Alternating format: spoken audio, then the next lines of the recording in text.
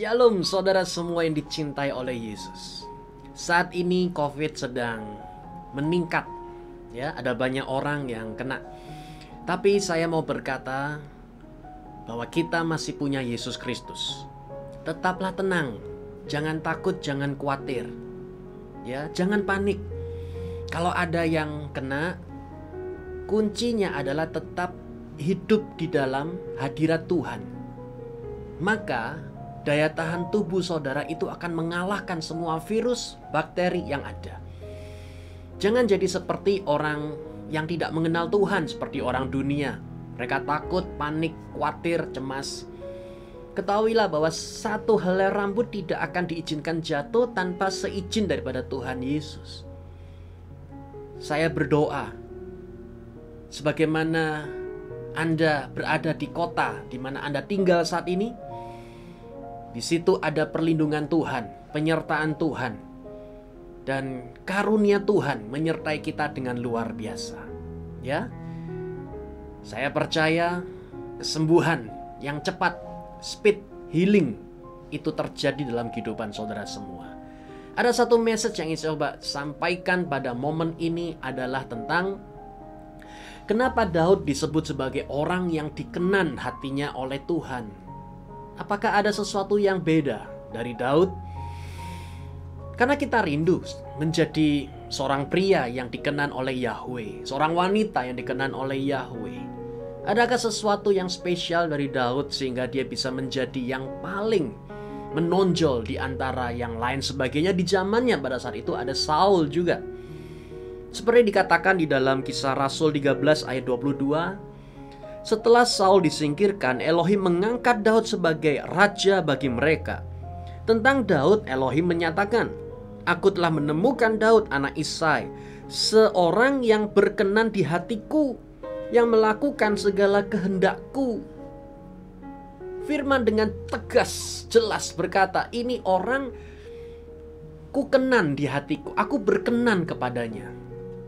Ayatnya berkata kemudian, karena dia melakukan apa yang ku kehendaki. Nah itu saudara. Nah orang berkata seringkali kalau kita melakukan apa yang dikehendaki oleh Tuhan, maka kita dikenan oleh Tuhan Yesus, ya kan? Tapi apa kehendak Tuhan saat ini? Dari mana kita bisa tahu kehendak Tuhan? Ya dari Roh Kudus. Sudah lihat satu hal yang saya ingin coba sampaikan.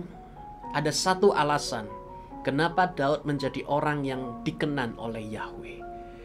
Karena dia memiliki kerinduan yang begitu besar untuk membawa kembali tabut bait suci. Karena itu saja.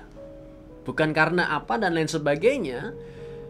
Kenapa? Karena tabut bait suci saat itu berada di Kiryat Yearim. Saul meninggalkannya di sana. Dan selama 20 tahun tabut itu ditinggalkan di situ. Sampai dikatakan di sana orang Israel mengeluh kepada Yahweh. Kenapa bisa tabut yang begitu sangat berharga bagi kita itu ditinggalkan di Kiryat Yearim? Nah, yang bernama Daud itu punya desire yang begitu besar yang berkata, aku mau mengembalikan. Sampai suatu saat dia masih belum mengetahui caranya dan dia menyentuh dan akhirnya terjadilah kecelakaan dan akhirnya tabut bait suci dititipkan di rumah Obed-Edom. Ternyata di rumah Obed-Edom itu terjadilah berkat yang begitu luar biasa. Pada akhirnya tabut bait suci tersebut dibawa berada di Gunung Sion. Saudara lihat di sini apa yang saya coba sampaikan? Tabut bait suci itu adalah gambaran daripada Yesus Kristus. Ya. Ketika saudara menjadi orang yang begitu besar kerinduannya untuk mengembalikan Yesus di dalam rumah tangga saudara, itulah kuncinya, seperti Daud. Karena seringkali saudara, kita melihat dalam bisnis kita, Yesusnya seakan-akan sudah tertinggal. Tapi, saudara sadar bahwa bisnis ini butuh Yesus.